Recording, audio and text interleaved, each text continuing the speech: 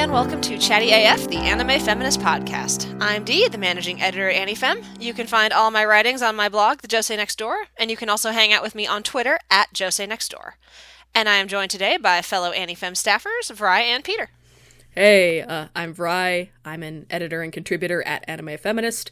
You can find me on Twitter at WriterVry. If you check out my pinned thread, I freelance all over the internet. Or you can find the other podcast I co-host at TrashPod. And I'm Peter Fobian. I'm an associate producer at Crunchyroll and a contributor and editor at Anime Feminist. So today we are talking about the winter 2019 shows. It's our retrospective podcast, going back over all the titles we watched and our thoughts on them. Obviously, there's a lot to cover. There always is, so we'll try to just jump right into it.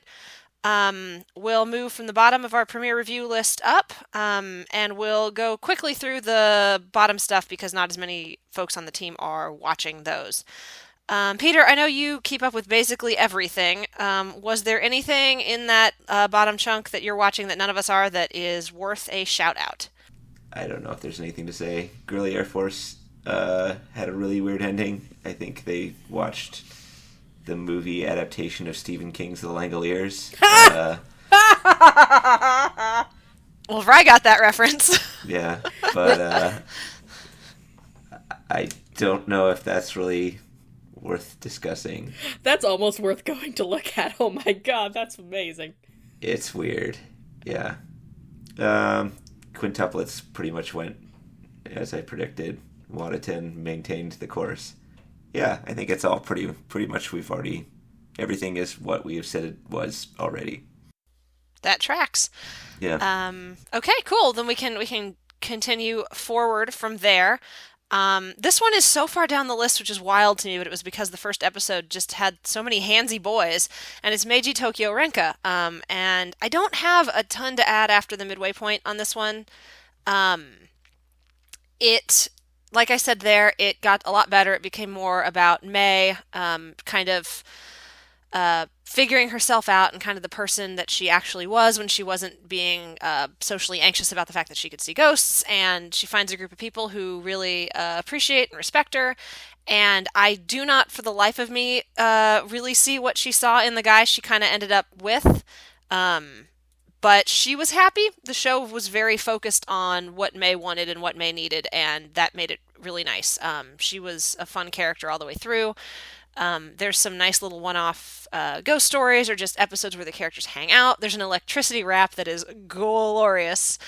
And I don't want to spoil the ending for folks, but I really liked what they did with it. It very much is a series. It's not officially an isekai because she goes back in time, not to like an alternate world. Well, but counts. It's debatable. I don't really want to get into a semantic argument about what an isekai is. But it's very much chomping the flavor of the like 90s shoujo isekai in terms of a story, like a coming of age story where somebody goes to another world to mature and find their confidence and their sense of agency and all that good stuff. So I ended up really, again, a lot of the romantic stuff didn't really click for me, but I liked Mei's kind of friendship arcs with the guys. There's a little bit of like, I guess, low-key ableism that I should warn folks about in the last half. It's not bad. It's just a little insensitively handled. But overall, it was a really nice show. I liked it a lot, and I was, again, very pleasantly surprised with the direction they went for the last episode. So I was kind of applauding by the end. It was good. That's nice. Yeah. She could see ghosts. Yeah. That was like the whole I thing didn't from know day that. one. She, like, her friends she didn't think it was weird, and then she had some friends over, and she was like, these are my other friends, ghosts, and they were all like, oh, you're the weird kid. And she ended up kind of becoming a social outcast because of that. And so the series is kind of her working through that a little bit. Wow, a lot more going on than I thought. Okay.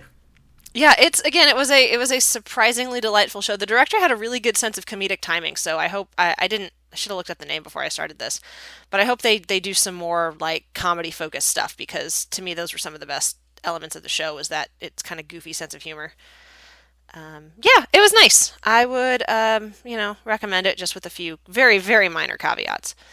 and would easily bump it up out of the yellow flags into maybe it's complicated, somewhere like that. There's a lot of good stuff in here.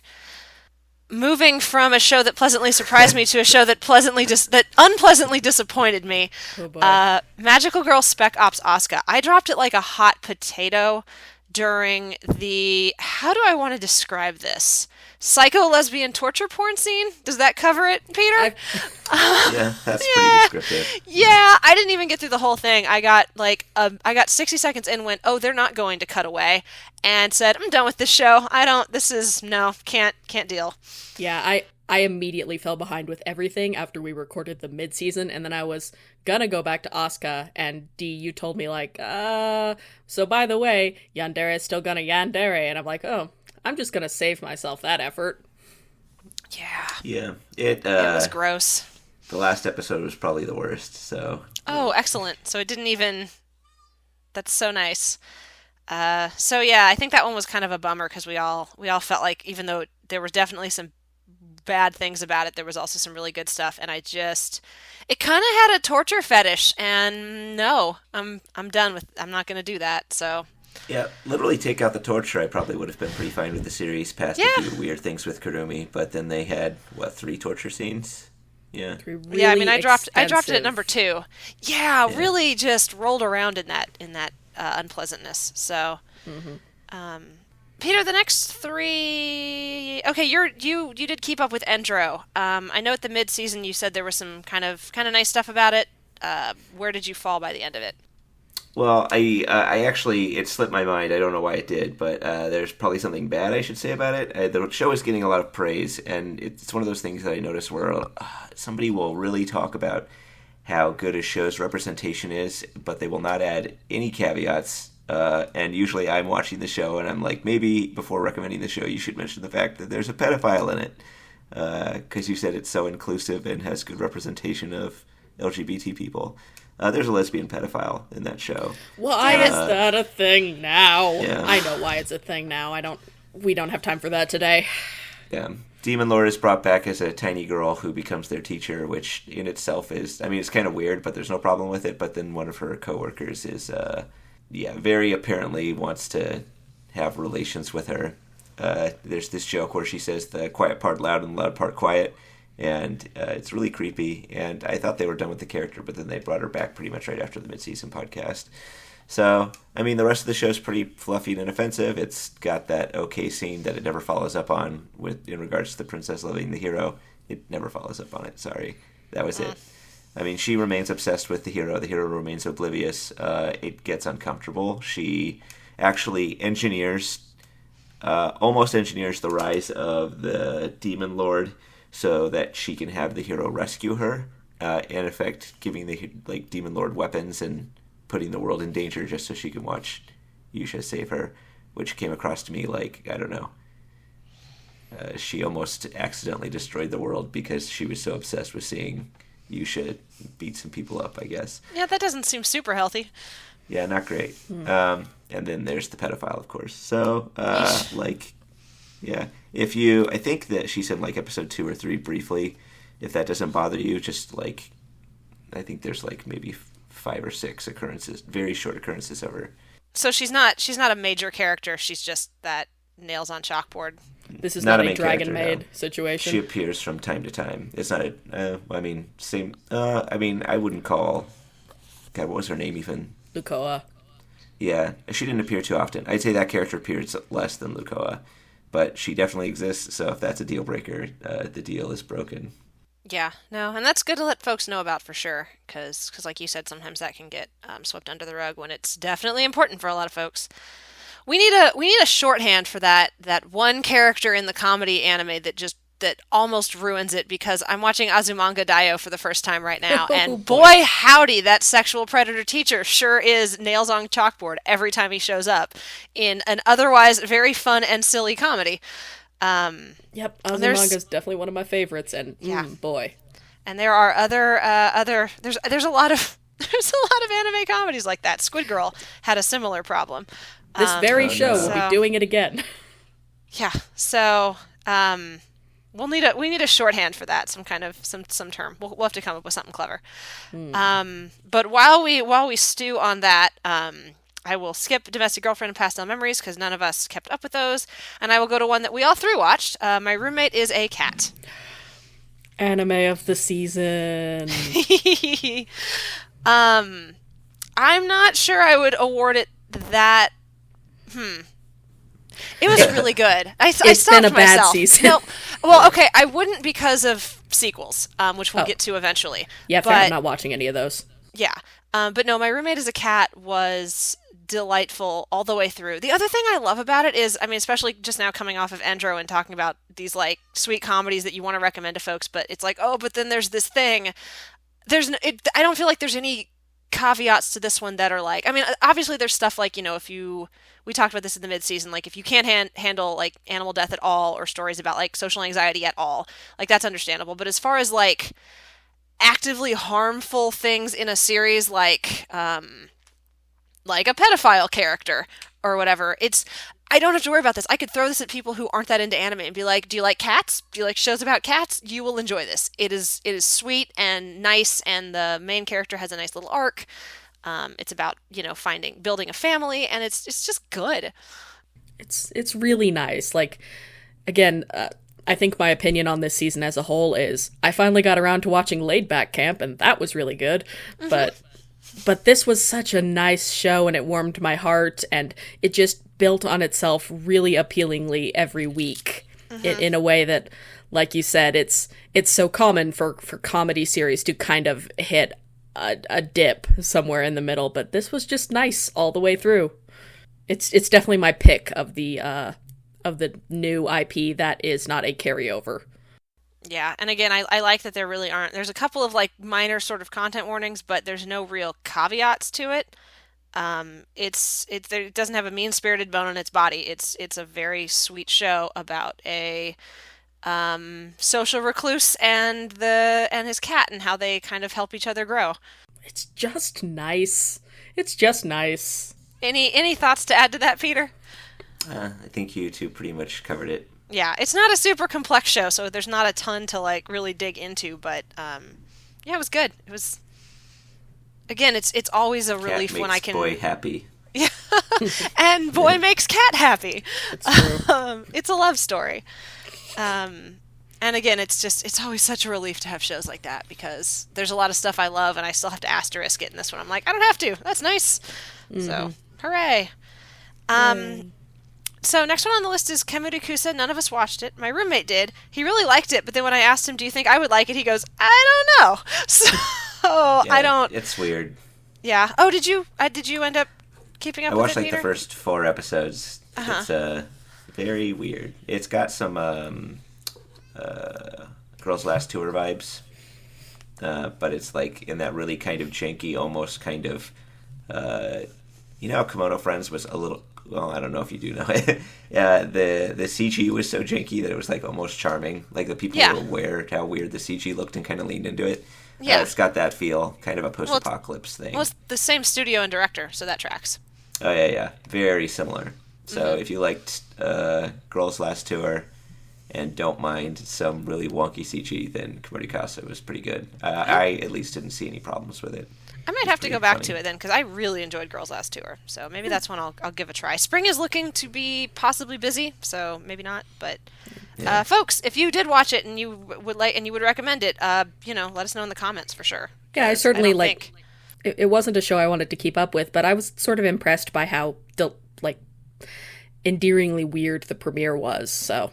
Yeah, same here. It's truthfully, it's just kind of a pain to watch anime on Amazon. So. That was one of the reasons I ended up falling behind on it. Kemurikusa is not. It was a Prime show. Oh, right. Yeah. Right. Huh, sorry. Maybe you're thinking Kotobuki. Something. Yeah. Anyway. So yeah, maybe we'll check that one out at some point. Next one on the list, I believe we all more or less watched through to the end. Kaguya-sama, Love is War. Yep. Yeah. That was a sigh. Did you end up finishing it, Vrai? I know you were a little bit behind. I finished it. Okay, cool. And I liked it. Like, I feel like for I feel like, honestly, Yamada's first time has set a really high bar for me as far as, like, straight high school rom-coms, because I kept kind of thinking about it in the back of my mind as I was watching the back half of Kaguya, where I really like that central relationship, and I like that these are two dumb, cute kids, but and Chika's still great. Like, she's Chica's MVP. the best.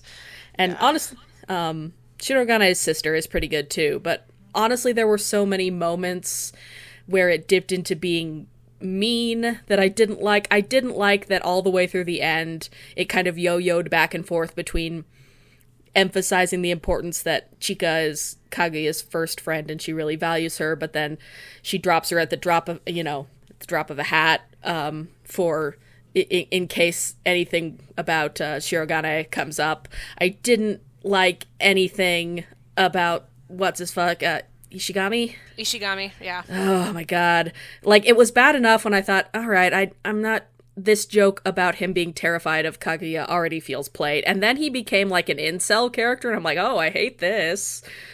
And I feel like the narration kind of lost its grip a little bit in the back half, where in the first half it's so effectively arched that there's a clean separation between these are kind of the societal things these characters buy into, and, this is the show saying that they're being ridiculous about it. And in the back half, I feel like the heteronormativity got stronger, and I feel like it muddied those waters a little bit, especially when it seemed to sort of be sincerely on Shirogane's side, at least a little bit, about, wow, it was so noble of him to not molest her while she was sick. Yeah. That arc was very uncomfortable. Handled a lot better than I thought it would be, to be honest, because the bar for these things is very low. But yeah, the whole way through I was really uncomfortable with that. And yeah, just this idea that, like, that's worth applause. Like, no, that's basic human decency. Mm-hmm. And, like, I feel like it recovered from that a little bit when Shirogane has that internal monologue of, like, no, I wanted to be close to her. If, like, it's not that I was cruelly forced into this. I could have gotten out of it, but I didn't.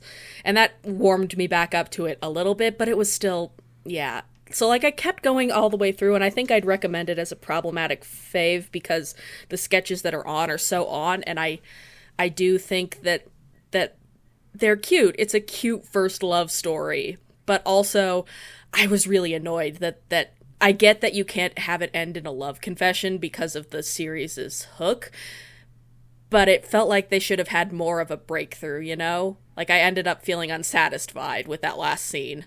Mm-hmm. Yeah, I thought the best breakthrough was, like, at the midway point with the her dissing that French-speaking girl. I mean, I really liked the fireworks thing, but then it just kind of trails off from that. And I know what you mean. I think it had, like, a lot of funny things that it kind of went too far with. I thought a lot of the early stuff with Kaguya being, like, very ignorant was funny, but at the end I was starting to feel like they were just infantilizing her, which was not comfortable given the premise. I mean, I thought that the Wiener sketch was funny because it was finally what I wanted, which was her and Chika hanging out and being dumb teens. Mm-hmm. Yeah. I mean, I think that was, like, one of the earliest. That one and, like, the one where she didn't know what sex was were funny, but then it just, like, it kept that up. Yeah. Yeah. And we're coming down pretty hard on Kaguya. I was at a point, kind of in that back half. I think there's probably I could probably put a chart together that would show Ishigami's involvement and my interest and my like of the show, because boy, he just brought the whole mood down. Like Bryce said, I found everything with him very mean-spirited, and it never felt like the show was endorsing him. Like, he's kind of there to be kind of crapped on, but again, it just felt mean. Like, everything with him just kind of felt mean. But then the last two episodes were so good. Kaguya figuring out how to use Twitter was so good. Chika so going to the ramen shop and, like, earning the respect of these, like, grizzled old, like, ramen experts was so good. The fireworks show was wonderful. So it kind of won me back over again in the last two episodes. So I ended the show much more much happier with it than I was worried that I was going to be. I also really like how the finale kind of leaned more into, it's not just that, Kaguya has this boy she really likes. It's also that she's kind of developed this friend group that she's never really had before, and she can go out and do things with them. Yeah, and that I was liked nice. I liked that it wound up being a group event. Like, there's still some really cute romantic moments in it, but it's also about, like, I want to watch the fireworks with everybody, not just the guy I like. So Yeah, I liked the first sketch with Ishigami, with him being afraid of Kaguya, because the thing is, like, both of them look like, both of them have, like, dead killer eyes. I think is pretty established. But then after that, like, literally the next sketch is just like, oh, but he totally sucks, so I guess we just have to deal with him. He's not a good addition. I also felt like, I hope this never gets a second season, because there were certain background scenes that hit me in that I've watched a lot of anime way, where my blood ran cold and I was like, oh, if this keeps going, they're going to try and pair off Chika and Ishigami. Please, never do this. Never saddle that good girl with this horrible garbage boy. yeah, I hope that doesn't happen. The manga is ongoing, so it is totally possible that they could do a season 2 at some point. I don't know how successful it was, but it seemed like most of my Twitter feed was watching it, but that doesn't mean anything. It does not. I'm a bubble in a bubble, so It did, I think, okay. yeah. Okay to good. Yeah. About as well as everything that's not a long-running shonen or an isekai does. Yeah, top 10 list is pretty easy to set. Just what's in Shonen Jump. Sigh. Yep. Anyway, so yeah, I'd say we're a little hot and cold on Kaguya-sama. Definitely one that you kind of have to go in with, again, some of those caveats and asterisks that I was lamenting earlier. But when it's good, it's so good.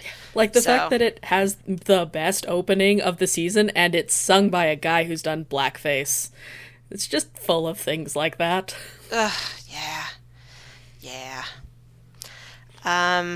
Moving on to another kind of hot and cold one, I would say, the Promised Neverland anime adaptation. Peter, I know you and I both watched it through to the end.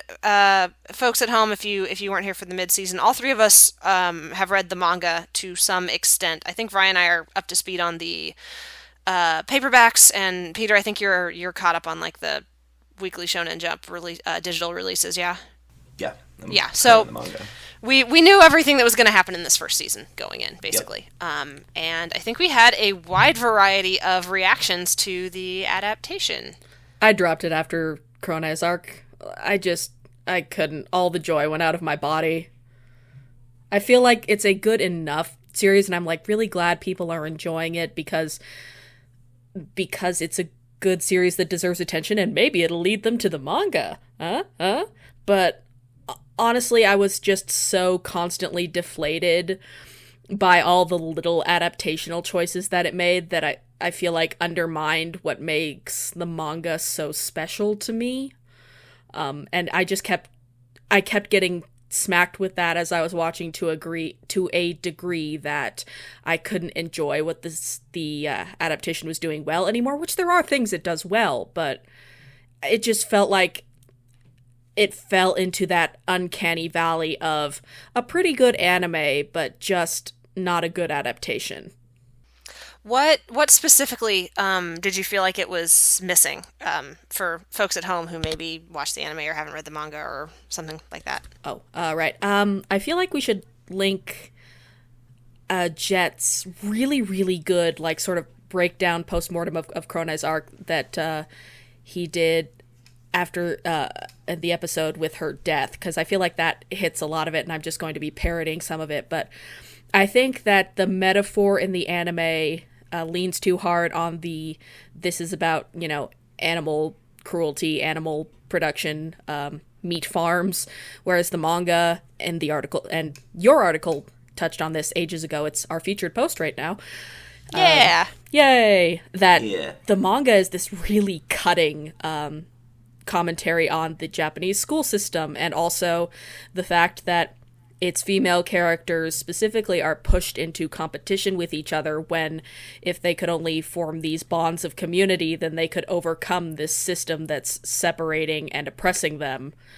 And I feel like that gets lost, especially with as the show went on.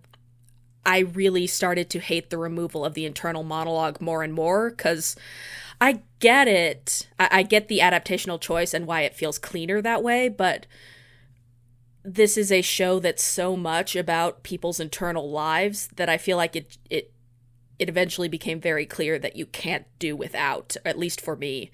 And then, that really came to a head with the damn doll stuff with Krone that I hated, and then the cutting down of her flashback before she died, which just wrecked me in the manga. Like that whole sequence of her big last stand and getting screwed over again, and then her, final flashbacks is so amazing. Yeah, there are a lot of really important kind of key lines in the manga that get cut from the anime that, like you said, I think my biggest criticism of the show is that I'm not sure the folks working on the anime got what the manga was doing as far as like commentary and criticism. And so, yeah, the Krone's kind of final scene was probably the lowest point for me. I will say I thought it got a lot better after that. I felt like the adaptation did a really good job hitting the big emotional beats in the back half of the series, and by the end of it, I was much happier with it than I was during pretty much everything with Krone. I mean, that's a low point in the manga, too, in so many ways, which we discussed in the mid-season. Yeah. But I don't know. I mean, I'm glad it's doing better, and like I want it to, because I'm sure there are a lot of people for whom the anime is just more accessible for a variety of reasons. So I want it to be accessible, but I just don't know if I'll go back to it. Yeah. Well, and I know the folks on staff who hadn't read the manga and watched the anime thought it was really, really good. We're very impressed. And Lauren even said, like, I went out and bought the manga. So it definitely caught both her and Chiaki's eyes. So. Yeah, I think Chiaki was considering picking up the manga, too. So that's ideal. Yeah, I've heard so many people say they're starting the manga now. I always advise start from the beginning. Yeah. Oh, absolutely. Especially because of some of these small but significant cuts that sort of built on each other in the anime. As far as some of the things that I find so impressive about the manga, I think got lost a little bit in the adaptation shuffle. Yeah, I kind of feel the same. I don't really know. Everybody's really praising the direction, but I feel like they made a bunch of really poor decisions in regards to the series. Also, like, even visually, like, I don't know why the house was CG. Like, how many times did we see the house from the same angle? Like, why not just draw it? Because I feel like using, like, color, they could have given the house a bunch of different, what am I trying to say? Like, moods, you know what I mean? Sure, yeah. The house could have looked bright and happy in the beginning and seemed more and more, like, imposing or like a prison later on, and depending upon the way they've illustrated it. I've seen this done a lot. But when it's CG, you just can't add that kind of, like, emotional context to the building. It looks very flat, right? So I don't know.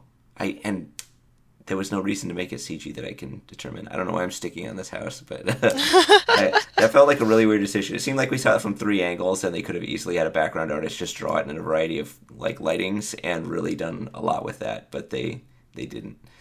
I'm sure there was a good reason, but also that directing style will not work for the series going forward.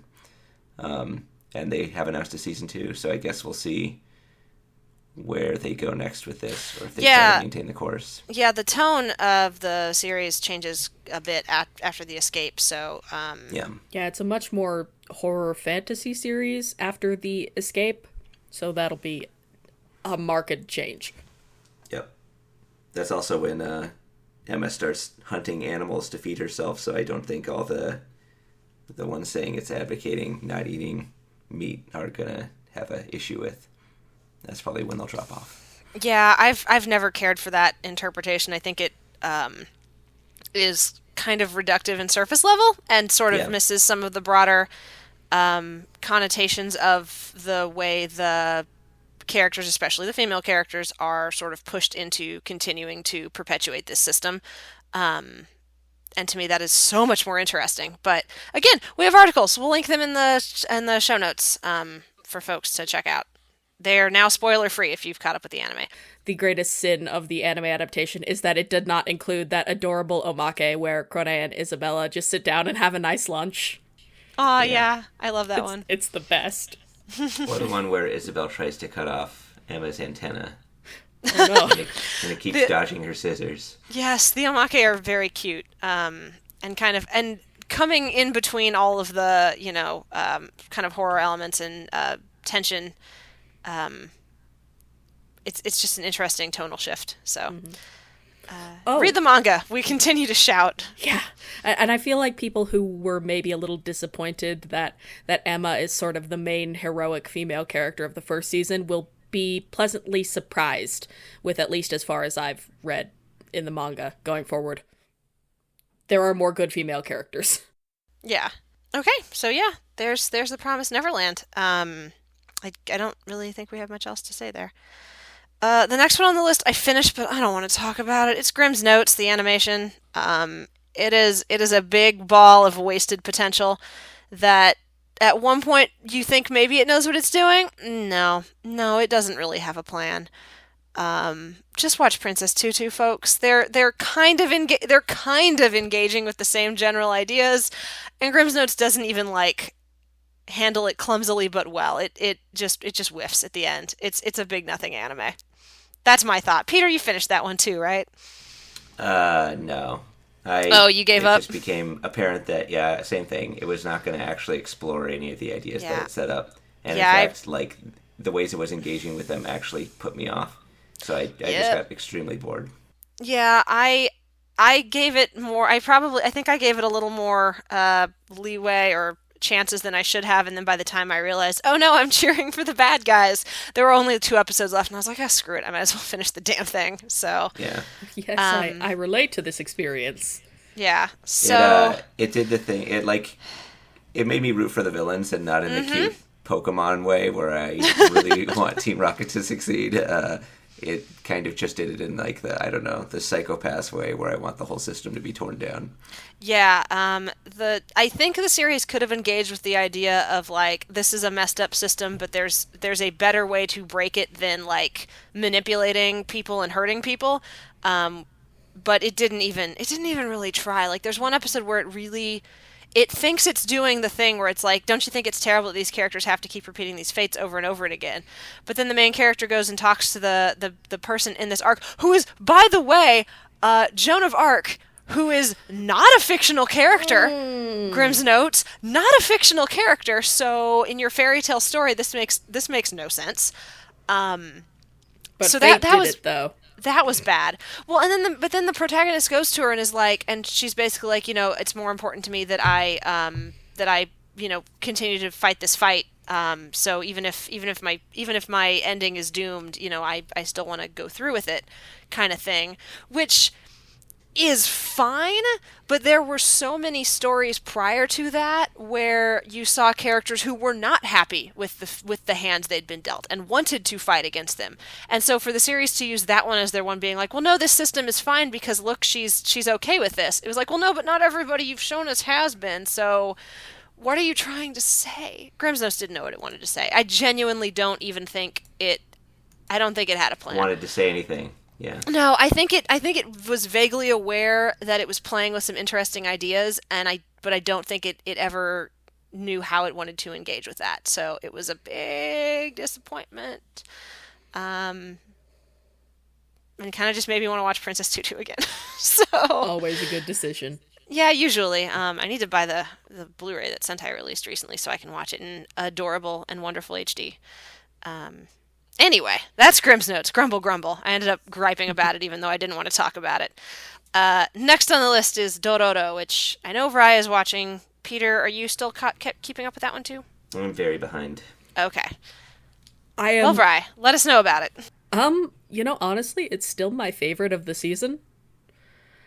And that's saying a lot because it pissed me off. Yeah.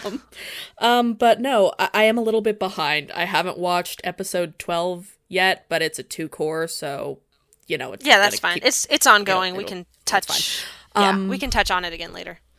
But yeah, I I really like it. I feel like the things it does well that I talked about in the mid-season, it's still doing well.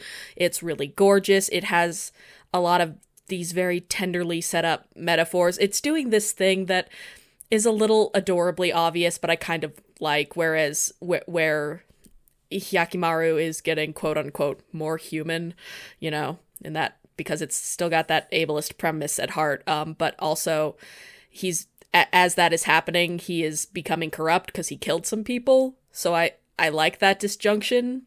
I feel like it is full of these things that are obvious, but also very well painted, if that makes sense. I like the characters. I think it has made interesting adaptational choices.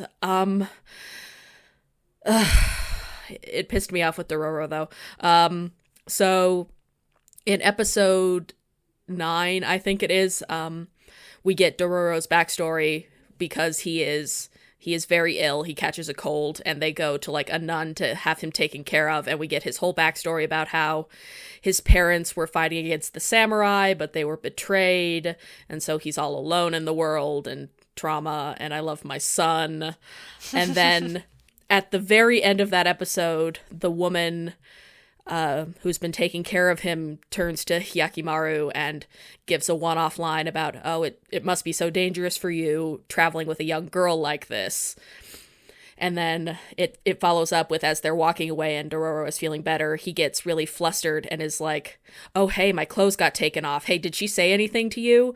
And Hyakimaru doesn't say anything, because I think it a really good change from the manga. In the manga, he was just always articulate and he couldn't express it, but this is really working on, he's slowly gaining awareness of the world and sort of learning these things one at a time, which I think is much better. So it, on the one hand, Sinclair August, who is one of our who's been a contributor for us, wrote this nice article about that episode, about how it's kind of nice that it never like out and out says anything, like that question never gets answered, and it hasn't been brought up again, so it's technically left the door open a smidge. And so like in a vacuum, I would want to say, well, this is nice because everyone continues to refer to them to the two of them as boys and brothers, and they never technically brought down the hammer because Hyakimaru doesn't say anything about it. He doesn't seem to register any significance to those statements. But kind of like the thing with Haruka, where everybody in a vacuum got really excited that, you know, she has the heart of a woman and a man, and like in a vacuum I'm like, oh, that's very exciting, but I'm familiar with the context in which these statements are coming from, and they make me depressed. So like in Dororo's like in Haruka's case, it's because there was this whole thing about, if we imply that butch lesbians are also men, it makes it heteronormative and therefore normalized, whatever. But in Dororo's case, there's this long history with AFAB characters who present masculine, where people around them might not necessarily find out, but if it's tipped, but the audience will be somehow privy to a private moment with that character where we learn about their genital configuration, and this somehow completely changes what we know about them, even if they don't act differently and no one acts differently around them. It's almost treated as like the showing of peeling back the curtain on a con, which I really hate.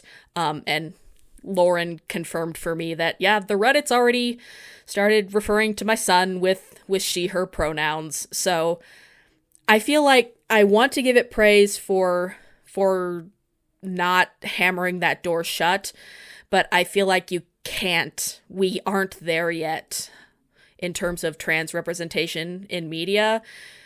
You need it to be hand-holdy. Like Wandering Sun and Zombieland Saga are super hand-holdy because there is so little normalized narrative shortcuts that people recognize for trans characters, in the face of how many stories there have been about women in disguise is what people are going to assume this is. So right, yeah. I'm willing. Well, in the manga, Dororo like explicitly says, "No, I'm a boy" at one point, right? Yeah, and I think we haven't. we haven't gotten to those bandit characters like they're in the opening theme. So that scene could still happen, and I'd be willing to like look a little more kindly on the series if it really doubles down on that in the second core. But if it leaves it like this, I'm kind of pissed. Yeah. No, I think that's fair because, like you said, there's in the kind of overall context of fiction and media and shorthand, it's maybe more important to be really obvious and explicit about stuff like this than to let the audience, who is probably a good chunk of, would not necessarily go, oh yeah, this is definitely a trans boy.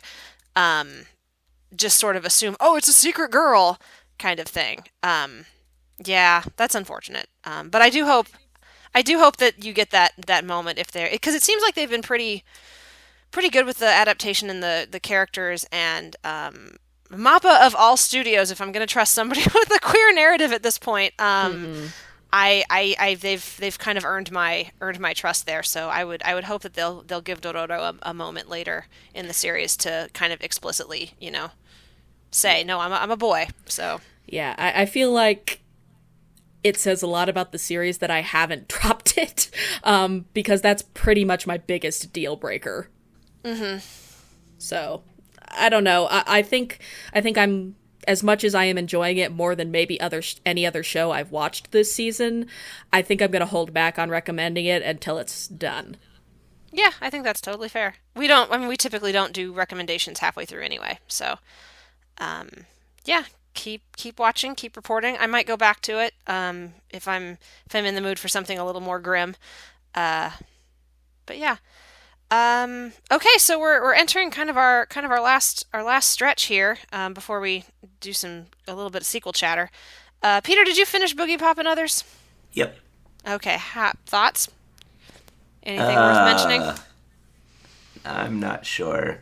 The last arc was kind of weird. I don't know. No, throughout there's always like these really good quotes that it has, but like the way people talk and the things they say and the way they describe things are always really interesting in Boogiepop, which is something I like, especially with oh my god, is it Aoyuki doing Boogiepop's voice? I believe so. Yeah, especially when she's saying it.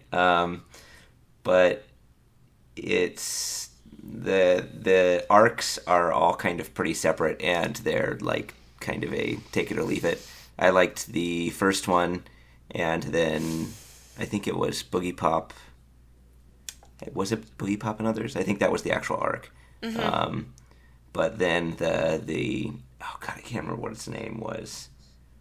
The arc where we were at last time we were talking, the Immortalizer or something, and the last arc were just kind of like, I don't know what you're trying to do. I don't know if there's much to say as far as like things it did real good. It was kind of a really interesting watch and very hit or miss in its story arcs. So it kind of left you with some stuff to chew on, but you weren't really sure what it was trying to say about those things. Does that kind of summarize it? I'm not sure if it was really trying to. I mean, it's kind of it's got like a lot of like kind of a self-actualization talk in it. I guess that's what it's trying to say. They talk a lot about like the nature of consciousness, and the last arc I think was kind of really about sort of coming to terms with the bad shit that's happened to you, kind of thing. There was like this guy that was kind of bringing out your worst memories and trying to help people come to terms with them, so that he said their feelings could turn to gold or something like that. That was his deal, but he was going about it in a really awful way, and that was why he was a bad guy. And then they sort of resolved that arc. It's hard to describe. Yeah, it sounds like it. Yeah, it's very kind of like a dense course of events with a lot of explaining as to how these guys' supernatural powers work. So yeah, I don't know. It's, if you like the first arc, you'll probably like the third arc, but I don't know about the second and fourth. There are 4 arcs. I wish I had more to say. I was gonna say that was glowing. It did some cool visual stuff. It had some cool visual stuff. Cool dialogue. That's too bad. I knew there was some hype there. And it may just be one of those where the original light novels or novels were so, like, kind of heady, that it might just not be a series that adapts very well to screen. Very dense and dialogue focused. Yeah. So that's a challenge for any anime. That is often the case with some of those novel adaptations too. So, well, good to know. Price of Smiles. We had a fun conversation about that at the mid-season, and it doesn't sound like it went good places. This is my season's grim notes. Okay. Did you finish, Vrai? I so want to give this anime credit because I can see what it wanted to do. Like, I can see the bones of the structure of it wanted to have these two female characters and their different worldviews and bring them together at the very end in this common purpose, and I think that's neat. I like that, like, as somebody who has only seen Gundam 00 all the way through, a series with horrible gender politics, I kind of liked that this was essentially Gundam, but with much better female characters who get to do more stuff. Like, I really liked Stella and Yuki, and also Stella's girlfriend, whose name I can't remember. They moved in together at the end. But, so there were many things that I liked. I wanted these characters to be in a better show because I think partly because of time constraints.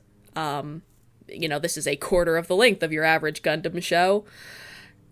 And partly because it would fall back a little too off, like, immediately after the mid-season where I was praising this show for its relative restraint, it did a 2 days from retirement plot. Beautiful. With the shaved head guy. Yeah. Yeah. So it's a huge disappointment that I can't really recommend, which makes me sad because there were things in it that I genuinely liked and thought were good, and the mech battles all looked really pretty, but it's just a mess. It's just a mess. Yeah, the last episode one had some cool camera work. Mm-hmm. I did like the 2-episode thing where they set up the death of those two guys, the two old guys. It was obvious, but at least it was foreshadowed. Yeah. They ended the one episode with, like, both of them, like, you're pretty sure one of them's dead, and then they do the next episode is all the events from the other side leading up to that same fight, and then you see the actual, the consequence, I guess, would be a better descriptor. Mm-hmm. Although one of those guys was the one that was constantly disobeying Yuki, and usually to the world's detriment. So yeah, kind of fuck that guy a little bit, honestly. Yeah, I didn't feel too bad about him dying. The end was just like how she recognized her daughter because they have the same mole. It was real contrived. Yeah, and then they push the big button together at the end, which stops the war. I mean, listen, oh my god. It's cheesy, but I liked that scene. I mean, I feel like what it was trying to do was cool and way too ambitious for the resources that they had. Mm-hmm. I do respect their effort. I was laughing really hard when they were pushing the big. It was literally just a big button, like the size of a dinner plate. That they were here to end war. And I kind of got like even before that I respected. She's just like, okay, even if all the mechs don't work anymore and this power source that we use to power them is like gone from the world, people are still going to kill each other. And yeah, I feel like I'm glad they addressed that. It was trying not to be simplistic about that. Like it really wanted to show, no, we thought about this, but it's still better than having all these, weapons, and also this power source that is slowly destroying the planet because, God bless it, its environmental message was as subtle as a Miyazaki movie. Yeah, although Yuki didn't mention it at all, she's just like, I could stop the war. I wish he'd gone. Also, it turns out the Krars are the reason that none of us can grow crops anymore. I feel like that would have been a much more persuasive argument. Like, if I were, God, I can't even remember the other girl's name. Stella? Yeah. If I were Stella, I would be like, okay, well, this probably isn't going to stop the war, and effectively, it might just put things in a standstill, so I'm not sure about helping you out with this. Also, the pollution is making it so none of us have food to eat. And you're like, oh, well, then this just became an extremely simple decision. Mm-hmm. But I think to maintain the drama, she couldn't mention that, because otherwise it's just too obvious that you absolutely must press that button. She is 12 also, so, fair enough. It's a high-stakes moment. Stella's 12? No. Or Yuki's 12. Okay, I got it. That's why she didn't think to say that. Okay. Yeah, but it was just, I don't think, it really, it really did anything bad. It just, like, really was reaching for the stars and couldn't execute. Yeah. Yeah. Yeah. So that's kind of a bummer. Like, I think there is, like I said, I think there's a lot of neat things there, but it's just, it doesn't tip the balance enough to be like, there's more good than bad here. Mm-hmm. Well, speaking of ambitious messes, the Magnificent season. It's been a little rough. The Magnificent Kotobuki, the final show, the final new show on our list. Did either of you watch all the way through? No, I didn't actively drop it, but when I fell behind on things, I had to prioritize, and it didn't happen. Sure. You too, Peter? Did you fall off? Yeah, I fell behind. Okay. Well, I'll talk about it for a little bit here. I liked it. I would really struggle to recommend it to anybody. It is... How do I put this? It is a lot of really good characters and really neat ideas and a really fun world crammed into 12 episodes when it absolutely needed at least 2 core to breathe. So they spend the first half kind of dropping all these little hints about like these other people who like brought them these airplanes and then vanished mysteriously, and then you kind of start to gradually get to know all the main girls, and they're all really fun and cool, and they have kind of, you know, different backstories and reasons why they're fighting. And then there's this whole like political confrontation simmering in the background, and everything comes together in the end in a way that's really neat, but such a mess. It happens very quickly. There's kind of this sense of you're never quite sure exactly what the political conflict was about. There's wonderful moments of very good dialogue. Again, because as I've said before, Michiko Yokote is very good at writing dialogue. It's just and the final episode has this like wonderfully, I mean, throughout there's these really good airplane battles, aerial, that's the word I was looking for, aerial combat. And the last episode does some really fun stuff. Great cast of a bunch of different kinds of women who kick ass at their jobs. It's fun. It's really fun. It is just such a mess, and it is set at like everything feels like it's happening at twice the pace that it probably should have. And just when you kind of are like, oh, this person's neat, I want to spend more time with them, you're whisked away to something else, and it would have really benefited from an extra core. I'm glad the show exists, and I'm glad I watched it through to the end. But like I said, I am hard pressed to recommend it because it is kind of a big old mess. That's a bummer because like you said, it's such a joyous little series. I feel like it's clearly so excited to be here. Oh yeah, it feels very much like a passion project. Like I think Mizushima and Yokote were both very excited to do this project, and I just get the sense that they had initially mapped it out to be longer. And again, I don't have production notes, so take this with a grain of salt. That's just the feeling I get from watching it, is that they thought they'd have more time to tell this story, and then they were probably told at some point no, and they went, okay, we can make that work, and it works. I think because it is in the hands of two experienced people who were pretty talented at their jobs, it works a lot better than it probably should have been completely incomprehensible. And for the most part, it's fun, even though, like I said, it is a bit of a mess. So yeah, I liked it. That's kind of where I'm falling with Kotobuki. I enjoyed it quite a bit. I just don't think I would be putting it on any like, you know, top 10 lists or anything like that. So yeah. But yeah, still worth it, I think. For me anyway. Yeah. So that's the end of the new stuff, which like we said was pretty up and down. As far as like sequels and carryovers go, I got through a trio of them. Peter, you watched quite a bit more than I did. Of the ones Yeah. Of the sequels and carryovers and stuff that you watched that I did not, is there anything that you wanted to call out in particular? Let's see. Black Clover introduced its biggest badass yet, and it's a woman, and she hunts animals with her bare hands, and she's really cool. Damn. Yeah, Marioliona. She has not been revealed yet because she hates politics and, spends her whole time killing the animals with her bare hands and eating them because that's fun to her. And she also Okay. slaps Yami around, who's been the big badass so far. It's pretty funny. Also, Noelle got a good moment. She beat up her abusive brother in a fight, completely Nice. blasted him away. It was great. JoJo Part 6 introduced its second gay couple ever and killed them the next episode. Just like the first one. JoJo's! Yeah. Well, they survived one more episode than the last gay couple, which was 0. Sword Art Online's new villain is just a naked woman who rapes Yu-Gi-Oh! Oh, And, Lord. Yeah. It's not funny Yeah. anymore. Sorry. Like, yeah. And I guess she doesn't feel the need to put on clothes because she's a god or something, but I'm pretty sure that's not the actual reason she doesn't wear clothes. That time I was reincarnated by a slime. Had a pretty good last episode that focused on Shizu before she met Rimuru. It's setting up something that happens with Rimuru later, but it's pretty good.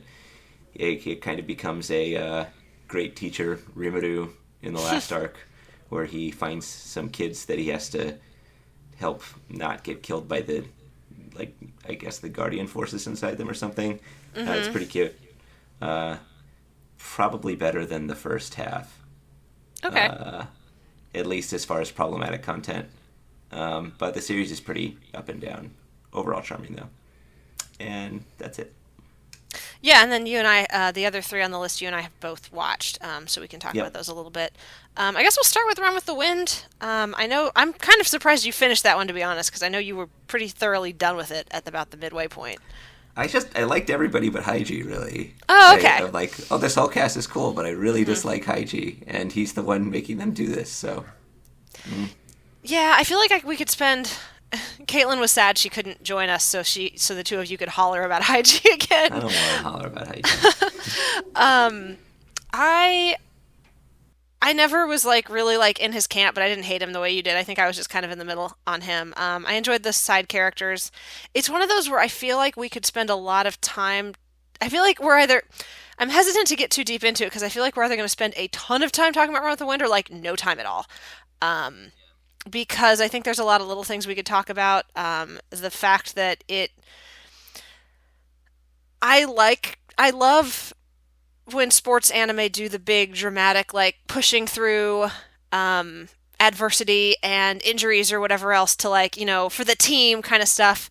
But then Lauren came into our team chat and was explaining how at the actual Ekiden these college kids are collapsing because this is the most difficult race in the it's extremely physically taxing and actually kind of harmful for a lot of people.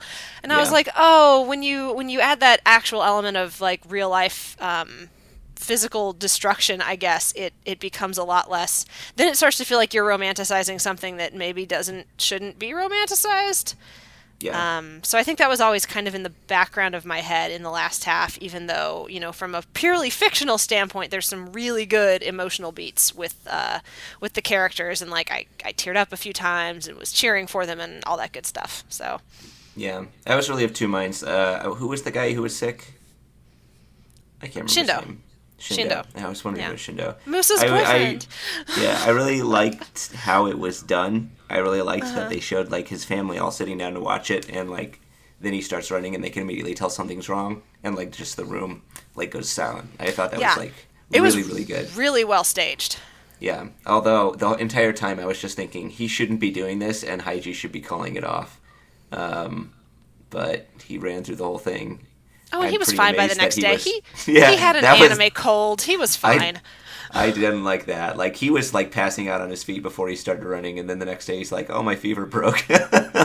Okay, cool. I guess everything's better now. Yeah, I want to say, cold. was it Hana? Is the girl's name? Yeah. Yeah, she didn't get shit. So she was basically a sexy lamp. Yeah.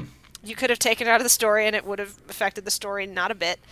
It was one of those shows where there'd be a stretch where they'd have a really good. It'd be these really good character or emotional moments, and then you'd have this other stretch where it's where the hell did that even come from?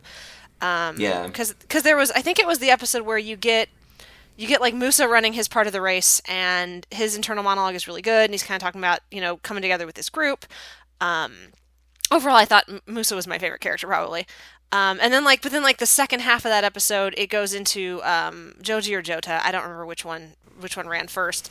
And There's no suddenly difference. it's like a rom-com, but also it's like trying to cram in this story about how the two of them have always kind of been treated like the same person, but they're not really. And I'm like, you waited a real long time to give us that arc, because I never got that sense up till that point. Like, you did treat them as the same character this whole time. So Why would you tell your brother that you think the girl you both like likes you as you're handing off the frickin' baton to him before he has to run for 10 miles? Like, he's not going to be focused anymore. yeah, That was like active sabotage. I don't know what he was doing. yeah, and so yeah, it was one of those. It was kind of up and down. Overall, I did really enjoy it. Again, I feel like it's one that we Shindo could. You what? I stand Shindo Musa. Oh, me too. That's my last Absolutely. statement. Yeah. No, they're in love and it's adorable. And I hope they're very happy together. So yeah, no, I overall I would say if you like sports anime, Run with the Wind is very good in that genre. Again, I think it left a couple of mild sour tastes in my mouth. It's very bad with its one female character. I shouldn't say very bad. I've seen so much worse. It's not good. She doesn't really do anything. Yeah. She's window dressing. Yeah, but it has some really great characters.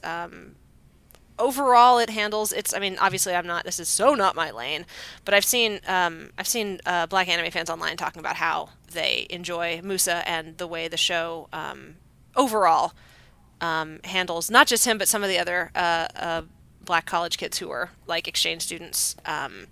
So I thought that was really nice to see that in an anime, and to have it handled like, because again, Moose is my favorite character. Like, he's a sweetheart, and yeah, it's great. So Yeah. check it out if you like sports stuff for sure, or boys having feelings. Either of those two, and you'll probably be good to go. Okay, next on the list, Radiant. I finally caught up with this right as it ended, and I keep forgetting it ended this season because it was only 21 episodes long. It is the least subtle anti-fascist, anti-racist thing I've ever seen, but I honestly love that it just went completely all in with like, look at this fucking asshole racist, let's beat him up. That was pretty much the entire second core.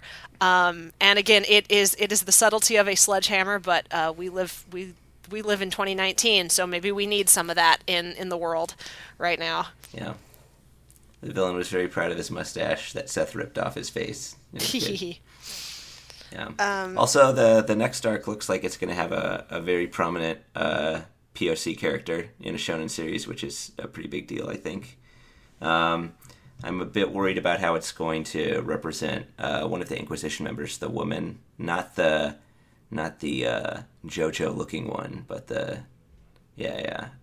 I've heard some concerning things, so we'll see. Yeah, overall, I think it was refreshingly void of shonen bullshit, which I appreciated, because that's one of the... I sometimes struggle with shonen series because they sideline their female characters, or they relentlessly sexualize them, or what have you.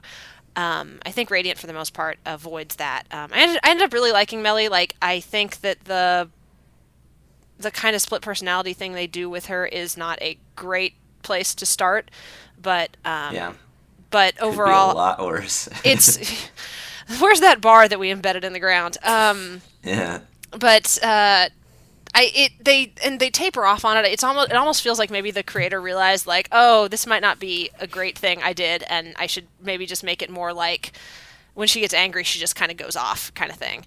I really like her relationship with Seth. It is such a relaxed friendship. They just trust each other and want to hang out together, and I think it's really sweet. So the lack of sexual tension is really nice. Actually. Yeah, it's very. You're just not always worried about will they, won't they. I didn't realize how common it is in anime for when you have a boy character and a girl character, like as the two leads. How common it is for there to constantly be somebody to be them, like blushing, or oh no, we're touching shoulders, or oh no, we have to share a room together, stuff like that. None of that in Radiant. Like, they are two friends. They live together for pretty much the entire first season, and it's never even commented on. Like, they just have their own rooms and their roommates, and they get along really well, and it's wonderful. And like, I wouldn't even hate it if the show eventually wanted to slide them into a romance, because I do think they get along well. But I like that like that they are first and foremost friends, like just good friends who just get along, and their relationship is really casual and nice. So yeah. Overall, Radiant was a lot of fun. I'm glad I went back to it, and it's a good binge. It's got a pretty good dub, so yeah, worth checking out, I would say.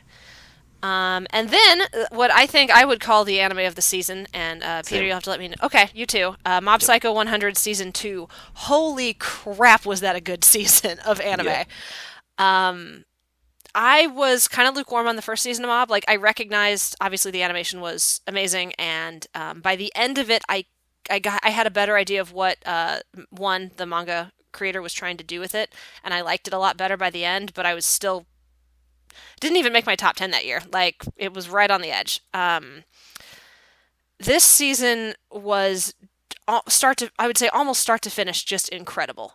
I'm struggling to come up with words. I even tweeted that, like, I have a hard time talking about how good Mob Psycho is. I just want to explode expletives, just be like, shit, damn, fuck, it's so good, is where I am with it. Do you have anything you would like to add, Peter, that is more coherent than that? Yeah, I think that this season it really leaned into the whole, like, trying to be emotionally honest, not only with others, but with yourself, and how important that is, and how that can be, like, kind of make more change than any amount of psychic power, which is it's just funny as hell. But I thought that the final message was going to be like, this last guy is kind of just one of those people. I do think that there should be a caveat with that kind of message, where it's just like, there will be some people that aren't worth your emotional time and effort. But I didn't think the anime kind of wanted to end on a dour note like that, so it ended up having like a... I mean, I was okay with how it did it. It had a nice kind of subplot at the end. Yeah, it wasn't like a full redemption arc or anything like that, but it left the door open for the possibility, I guess, of like positive change. Yeah, all the characters coming back too, man. Sho and Scar and everybody showing up at the end. Yeah, that was really cool. That was so cool. It was, and again, and it continues to be just like tremendously well animated and directed. The fight sequences are just so good. This season was more impressive. Jaw-droppingly good. The midway climax felt like a season finale too. Like, there was a lot of really good stuff in here. I really like the way the show deals with the idea of, like, responsibly wielding power, and, like, just because you maybe have this one particular kind of privilege or power doesn't mean that you're inherently better than everybody. It really, especially the last half, really felt like it feels like it is directly smacking down that like super special nerd boy power fantasy that we see in especially isekai light novel adaptations, with Mob's kind of speeches about, like, no, you're not the only person who matters. Like, everybody else is the protagonist of their own story, basically. And I just really like the way it deals with a lot of those kind of capital M masculinity ideas, and really pushes for empathy and using what power or privilege you do have responsibly, and being aware of other people's needs. It's just so good. It was just so damn good. I was very, very impressed with it. I love the line where he told Toichiro that, what is he said, between the two of us, you're the middle schooler, because he was like the representation of the male power fantasy. Yeah, because the kind of main antagonist was basically telling Mob, "Oh, you're such a child to look at the world through this naive way." And Mob was like, "No, I'm pretty sure you're the one who hasn't gotten past middle school, because you're still this solipsistic asshole, basically." And I was like, "This is so fantastic." Yep. And he ends up being defeated. It's like his own power and his like own toxic self-image is the thing that ends up destroying him. It's chef's kiss. Yeah, it's really, really well done. I so badly want somebody to pitch us an article about it and write the crap out of it, because it was really great, and I think we absolutely need more stories like that. So yeah, a bit of a weak season, but holy crap, was Mob good. So I'm glad we got to end on that high note there. I can't believe the one time I decided to pass over a shonen show and it was a mistake. Well, it's only 26 episodes long. You could always go back to it. Oh, it's on the watch list, but you know how the watch list is. Endless? Yeah, I get you. Well, was there anything else folks wanted to talk about? We have of course gone over, but we've gone over a reasonable amount of minutes this time instead of like a full half hour, so that's good. Anything else we want to add before I wrap us up? I caught up to One Piece, so you can expect One Piece takes in the future from me. Heck yeah! Look forward to that. You can regale me because I'm probably not going to watch the 800 odd episodes. Although, hell, I'm currently in the middle of watching like the 1,000 odd episodes of Pokemon, so who freaking knows? Maybe I'll do One Piece next. Pretty good. It could happen. But yeah, you can keep us posted on that one too. Okay, I'll go ahead and close this out then. All right, folks, we hope you've enjoyed this episode of Chatty AF. If you liked what you heard, you should tell your friends about us. And if you really liked what you heard, we'd love it if you would consider tossing $1 or more to our Patreon each month. Your support goes a long way towards making Anime Feminist happen, both in print and in your earbuds. And if you're interested in more from the team and our contributors, you can check us out at www.animefeminist.com, on Facebook at AnimeFem, on Tumblr at AnimeFeminist, and on Twitter at AnimeFeminist. And that is our show. Thanks for listening, AniFam, and we will catch you next time.